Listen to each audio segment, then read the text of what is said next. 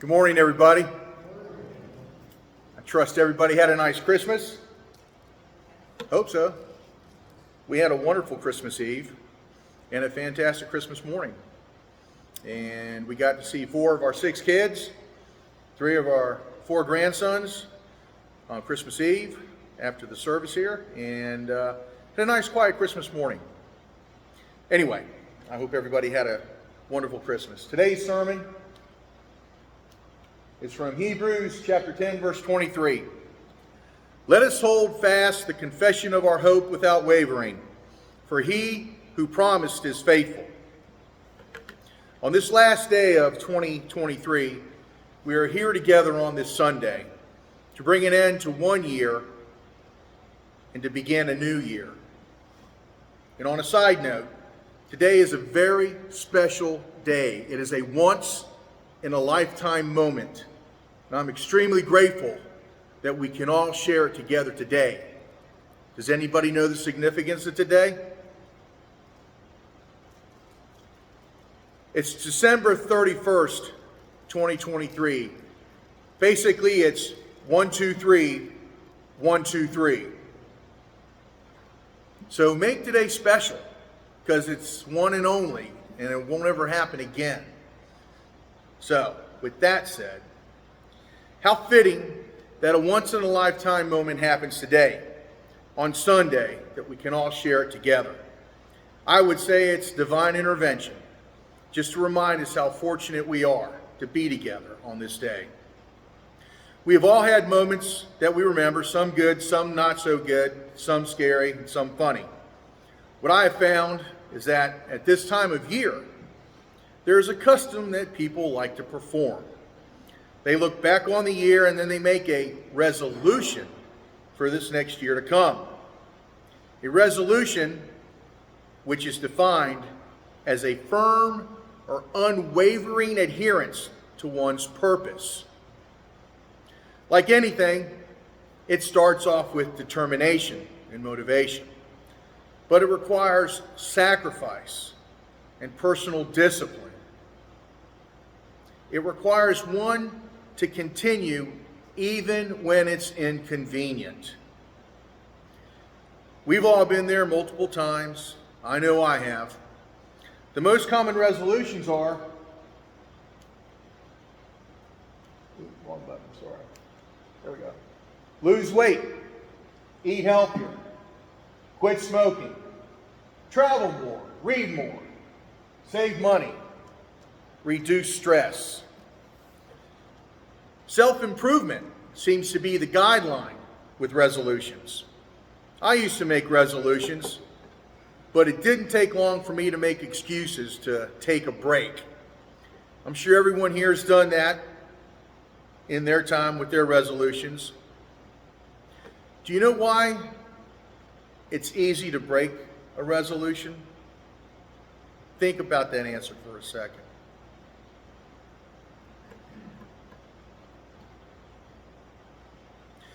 It's easy because we only have to answer to ourselves. We don't have to answer to anybody. We can look in the mirror and shake off the momentary sense of failure by providing some reason. This ritual gives us some comfort because we tried. And at least that's worth some recognition. I'll try to do better. Obviously, now was not the right time.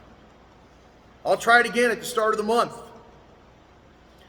We're not helping ourselves with that nonsense, but it's only the individual who's affected. Since it's just us, then we're not really breaking any promise. It really doesn't mean much. I just made it without really giving it some thought. It sounded good. So we walk away with some ridiculous justification. When I read off the list of resolutions that are right up there, anybody notice anything? I made mention of it. The most common resolutions are self-improvement.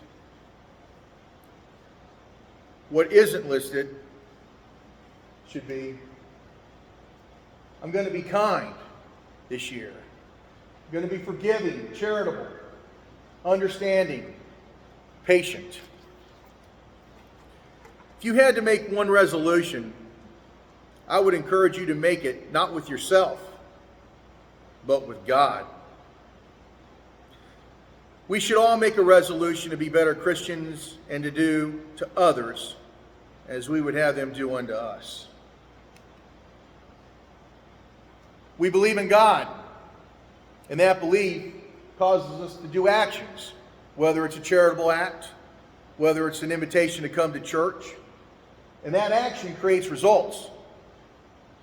People show up to church. People thank you for your charity. And those results develop an attitude, a motivation that you're on the right path, and it strengthens your faith and belief in God.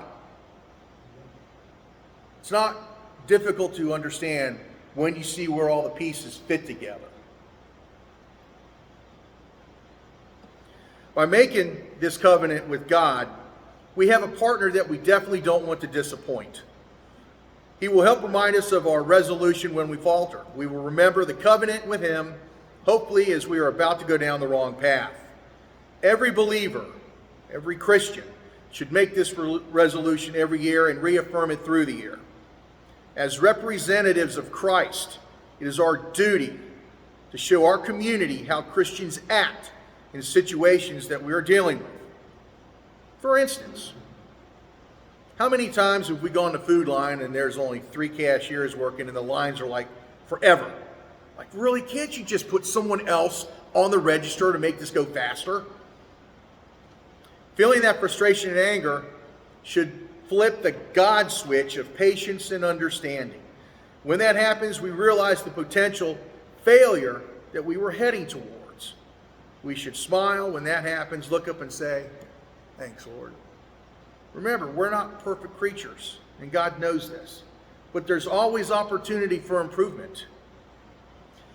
People are watching our actions, and those actions can inspire them to do the same.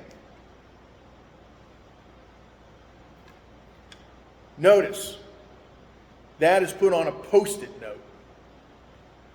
And I think the significance there is that it doesn't matter how large or how small your ministry is. Someone is depending on it. Whether they realize it or not, it has an effect, a positive effect. It could be a simple thank you to someone that you don't even know, giving them a smile. Whatever it is, it could be all the difference at that moment in their life. One thing that I remember, and I've talked about this before, Liberty Mutual had a commercial years ago about a woman that was walking down the street and she saw somebody do a kind act for somebody. And then the next shot showed her doing a kind act for somebody else and somebody observing that. And the next shot was that person doing a kind act for somebody. And it's not the fact that they did it to be recognized, it's the fact that that moment that they witnessed it changed them, gave them the strength, the courage to do something they may not have done in the past or in the future, but it prompted them to do that. Your ministry, however small or large, is significant to those around you that you interact with and those that you meet for the first time. Never underestimate the impact that you can have personally on other people, intentionally or unintentionally.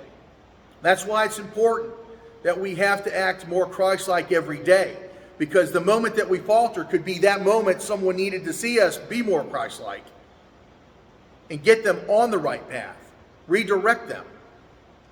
And it's not easy. And this is a challenge we face every day. But it's something, the harder we work for, the more likely we'll do it naturally. We won't have to think too much about it. It's like exercising. It's like running. It's like reading. The things that we do, we exercise, and then it becomes a part of who we are.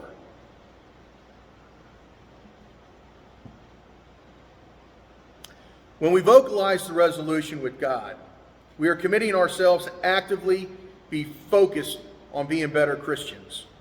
In doing so, it will help us to strengthen in our personal relationship with God. That will make us stronger in our faith, and that will help ensure our actions are more Christian.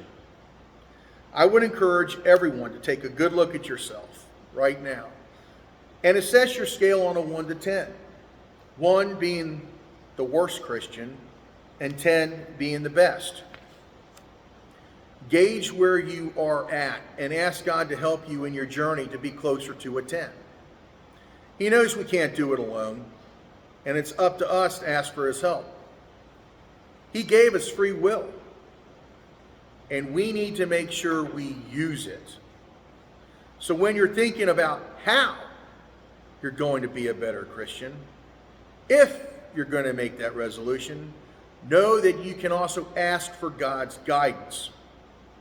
He doesn't expect or want you to do it alone. He wants to do it with you as a team. That's how we should look at God. A team player, our coach, and our inspiration.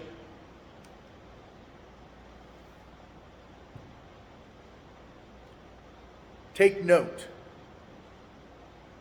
of that picture. And I know I've shown this picture before. That picture resonates the power of Christ's sacrifice. The power of the cross. One thing to remember, and this is extremely important, folks. The prize right there is more important than the price. Amen. So I hope that what I said today resonates.